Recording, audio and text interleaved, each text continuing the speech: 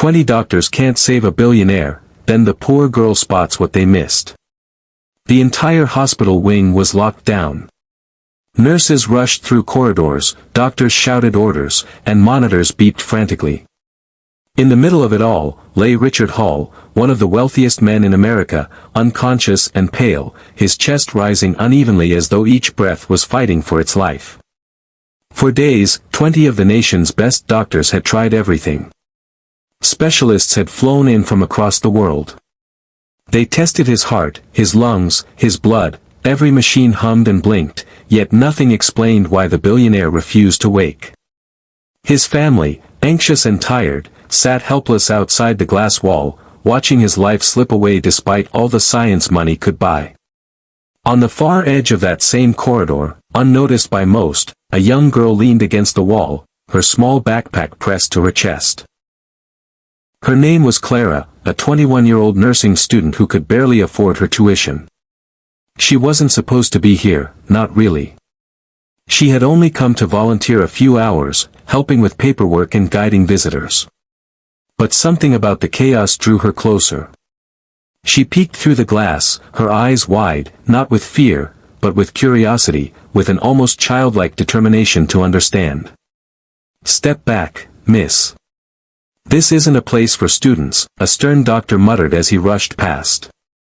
Clara nodded politely, but her eyes didn't leave the man on the bed.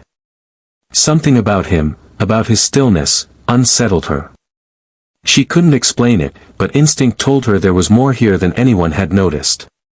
As the hours dragged on, doctors barked medical terms she barely understood: respiratory failure, systemic infection, irregular cardiac rhythm. Yet nothing worked. They shook their heads, some muttering that even billionaires couldn't escape fate.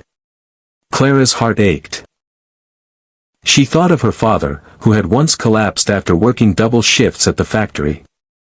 The doctors had missed something simple back then too, and if it weren't for her mother's sharp eye, he might not have survived. That memory tugged at her now. She pressed closer to the glass, studying Richard's face, the way his lips looked almost blue, the faint swelling around his neck. Her hands tightened around her backpack. She wanted to speak, but who was she? Just a poor girl with no degree, no authority, no voice in a room full of experts. But compassion is louder than fear.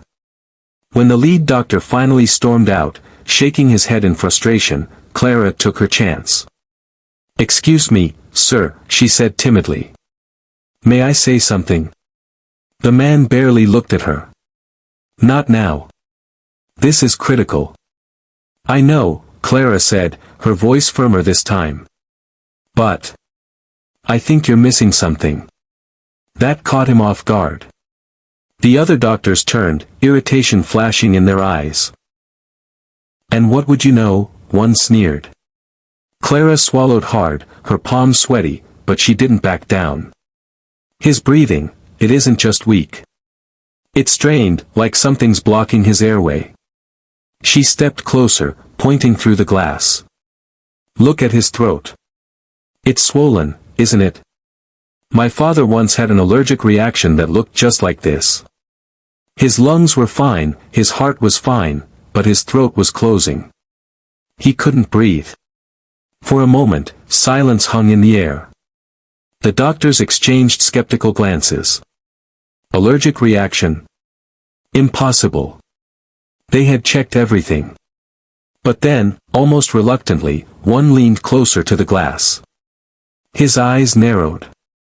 Another followed, and another. Slowly, disbelief spread across their faces. The lead doctor snapped back into motion. "Check his airway. Get epinephrine, now." Suddenly, the room erupted with urgency. Nurses rushed in, a syringe was prepared, and within moments, the medicine coursed into Richard's veins. Seconds later, his chest rose sharply, as though his body had been waiting for this very breath. His color began to return, the blue fading from his lips. A soft gasp escaped him, his first real breath in days. Gasps echoed outside the glass. His family clutched each other, tears streaming down their faces. One doctor turned, stunned, to look at Clara. The girl who had been invisible just moments ago had seen what 20 doctors had overlooked. Hours later, when Richard Hall finally opened his eyes, his gaze fell on the young woman sitting quietly by the door.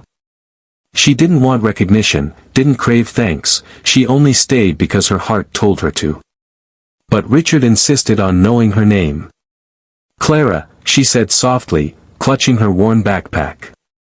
"Clara," he repeated, his voice hoarse but steady. "You saved my life." The following week, news spread everywhere. A billionaire brought back not by the brilliance of science alone, but by the sharp eyes and compassion of a poor girl who refused to stay silent. Richard Hall personally ensured Clara's education was fully funded, lifting the burden that had nearly crushed her dreams. But more than that, he made her promise one thing, that she would never doubt her worth again. Because in the end, it wasn't wealth, nor power, nor prestige that saved him. It was humanity, the courage of one heart to care enough to speak. And as Clara walked out of the hospital that day, the sun warm on her face, she realized something profound. Sometimes, the world forgets that wisdom doesn't always wear a white coat or carry a title. Sometimes, it lives quietly inside the hearts of those who have nothing, except the will to see, and the courage to act.